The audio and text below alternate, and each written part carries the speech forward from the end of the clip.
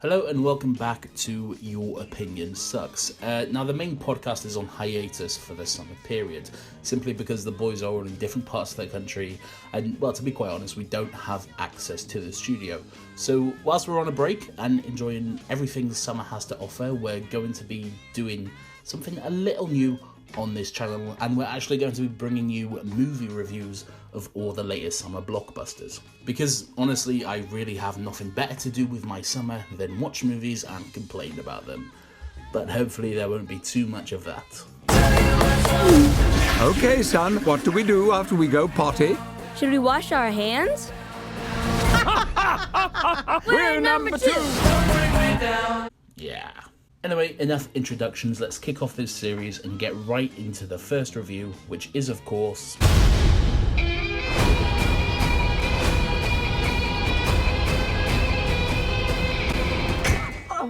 Yep, that's not gonna work. Please put the sword down. It doesn't go with the outfit. At all. Wonder Woman is the fourth film in the hugely successful DC cinematic universe. I agree. Okay, so it's not really all that successful. Man of Steel may not have been Superman's answer to the Dark Knight that people were hoping for.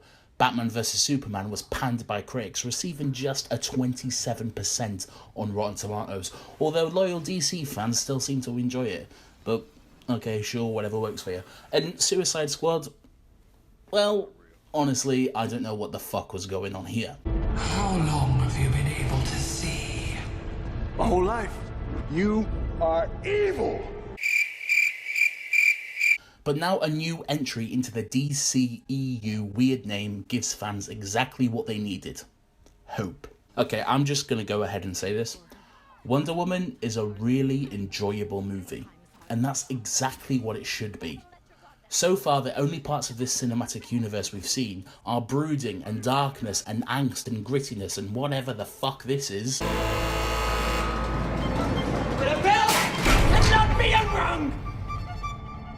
He's hungry. He's found us.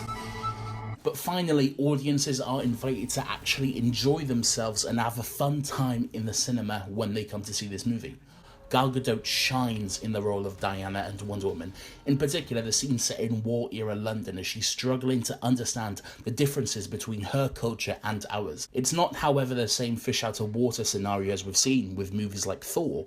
Instead, we're treated to a more innocent and naive character, a woman who doesn't understand the inequality between the sexes, and it's actually something that's incredibly refreshing to see. Chris Pine is also a great addition to this movie. The romance between him and Diana wasn't overplayed at all, and more importantly, it was believable. When the characters had those moments of being honest with one another and letting them know their true feelings, it felt earned. Patty Jenkins did an excellent job building up their relationship. And let's be honest here, it doesn't hurt that Chris Pine and Gal Gadot are both fucking beautiful people with excellent chemistry. Dear God, that's a handsome man. Okay, now, frankly, it's nothing short of a joke that this is the first Wonder Woman movie that has ever been made, whilst the Batman is coming up to his 11th cinematic appearance. This is one of the most popular superheroes ever created, and it's way overdue for a big screen adaptation. Now, yes, a lot of people have mentioned how it's nice that little girls finally have a female superhero they can look up to. And as they fucking should, it's a big deal. Yeah, of course you can argue that Black Widow and Scarlet Witch from the Marvel movies could fill those roles, but those are only secondary characters at best. This is a female superhero with her name in the title, and believe it or not, that is a fucking big deal. It's definitely something we should be celebrating. It's perfectly okay that we have a character who is both absolutely badass with a sword and feminine at the same time. She can take down a whole room full of German soldiers in just a few seconds, and she can also get excited over the sight of a baby. These two ideals aren't mutually exclusive, and it's incredibly refreshing to see a female character be both badass and action-packed without having to sacrifice her femininity. This film is not without its flaws though, and this being a review, I do need to bring them up. First of all, people always make a big deal about how DC has the best villains, but really what they mean by that is the Joker was pretty great that one time, and everyone else has just been kind of meh. This movie suffers from honestly a rather forgettable villain. The motives aren't exactly all that clear. Ares just seems to want war for the sake of war, which I guess makes sense because he is the god of war after all, but come on, endless war, is that really what you want? I mean, where's the fun in that? What are you winning there? Also for me, there's just a little too much slow motion in this movie. At times it feels like I was back in the 90s watching The Matrix. Don't get me wrong, slow motion is great and can look super cool when it's used sparingly, not when every swing of a sword or shot of a bullet slows right down. After a while it just gets old. There's also a few wonky moments of CGI here and there, but they don't detract from the movie too much that it ruins it. However, what does ruin this movie is the complete lack of badass guitar riffs. Seriously, how can you introduce a character with a theme this fucking awesome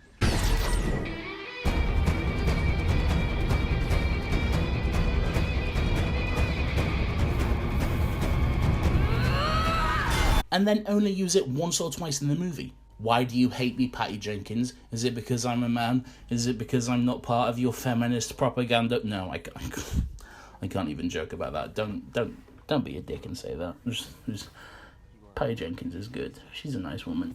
Overall, Wonder Woman is without a doubt the best offering of the DCEU. It's given a lot of fans, including myself, hope for the future of the franchise, and at the end of the day, it's just a really enjoyable movie, which is exactly what it should be. Yes, of course it has its flaws here and there, but what movie doesn't? So I guess I'll stick to the traditional out of 10 scoring system we've used on the podcast. So taking everything into account, I am going to be giving this movie an 8.6 out of 10. And I would recommend that those of you who haven't seen it, go out and check it out as soon as you can. Now, as mentioned earlier, the Your Opinion Sucks podcast is on hiatus until September. But you can check out past episodes of the podcast on the channel, or there is, of course, a link to a playlist below, so feel free to check that out. I give this review a like, or whatever YouTubers say, subscribe or something. I don't know, if I'm honest.